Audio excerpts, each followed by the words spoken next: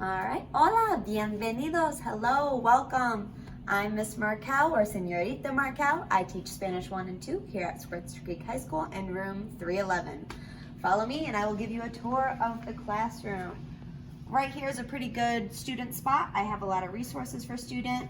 This will be where students can grab missing work. If they come in, they were absent, they need to make up something.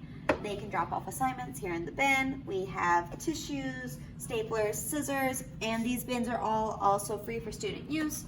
Colored pencils and other tools, band-aids, anything really that might be helpful for students to use during the day. Overall, we have our seats throughout here. In the back on the shelves, we have some clipboards, whiteboards, other things for students to write with, and just some general tools. Do try and have some fans to combat the heat. But overall, this is my little home away from home. Nothing too crazy, but I quite enjoy it, and I hope you guys will too.